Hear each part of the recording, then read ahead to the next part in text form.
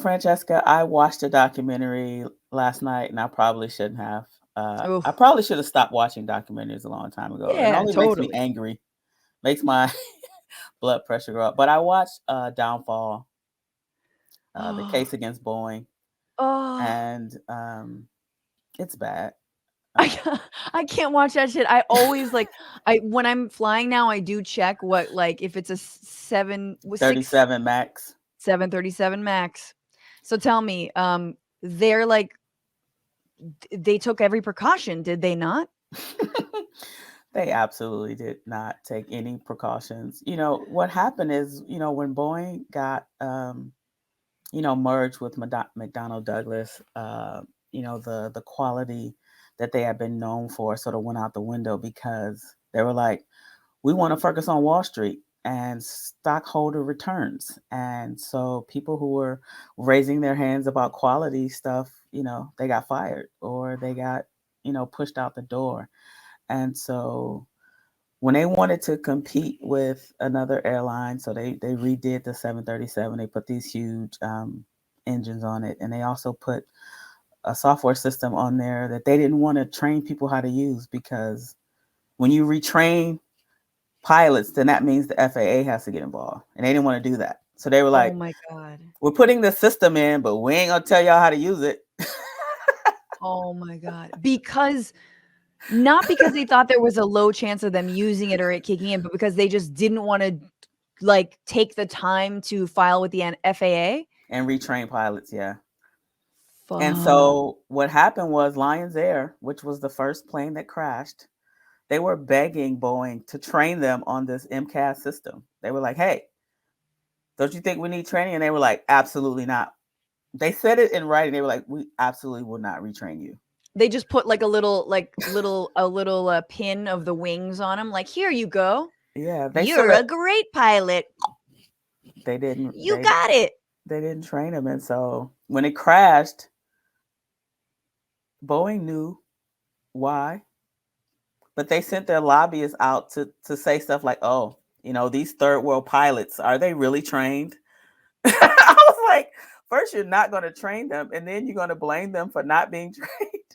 Damn, you were gonna That's rely on so racism. But that's so real. Every time a flight crashes that's not, like, in the American. US or Europe, yeah, that it's like, "Well, those people, doesn't They don't matter." know how to Like fly. it were like the night it's like 1962 for some reason, and it got hijacked from some, like, rebel group. You're like, "What the fuck?" Yeah, so it was bad. I think the part that really really upset me was that after the Lions Air one crashed, right? FAA did this test that basically said this plane is going to keep crashing over its lifetime. The 737 Max is going to crash a minimum of, I think they said 15 planes are probably going to crash Oh my god. over the lifetime of this plane. And Which will be so, 5 years. They're right, like, "What?" No, yeah. planes usually fly for what, 30 years, 25 years?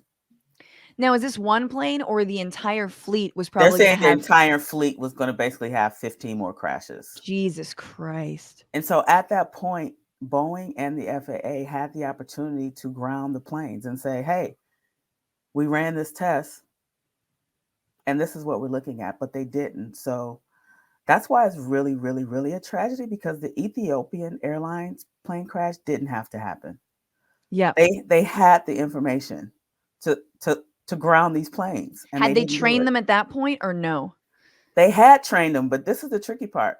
The Ethiopian airline pilots did what Boeing said to do and they still crashed. Fuck.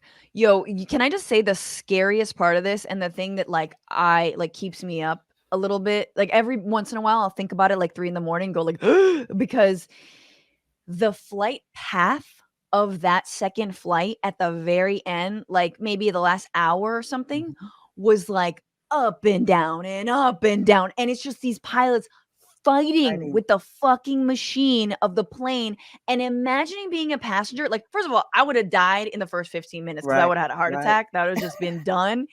But like that they were thinking they could survive and then it was pulling them down.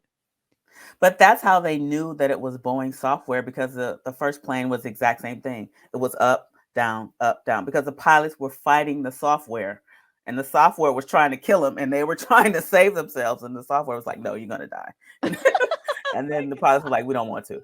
Uh, Oh, yeah, no, that's but and, once like, what's gonna again, no happen? one. Where did it lead it like, what's the ball bouncing? Like, what's happening now? Well, of course, the DOJ under Trump said, "Oh, management wasn't responsible," even though during the documentary we find out that they knew everything. So they said they weren't responsible, and they made them pay a fine. And what the families are saying is that, you know, we're going to sue you because somebody needs to be accountable. Somebody needs to go to jail because you guys knew, and you let pilots continue to fly these planes even though you wouldn't train them. Um, Or there's no off switch, just fucking get an off switch. It was a anyway, the whole thing, it's, but also when they made them pay the fine, most of the money went to the airlines who had to ground the planes. They wanted to sort of reimburse them. They got more money than the families got. People who actually died. Jesus. Jesus. What's going on, Frantifa? If you haven't already, subscribe to this channel right now. Hit that button. And also, you can become a patron and support the show every single week. Get access to bonus episodes and exclusive merchandise. Patreon.com/bitchuation room. Do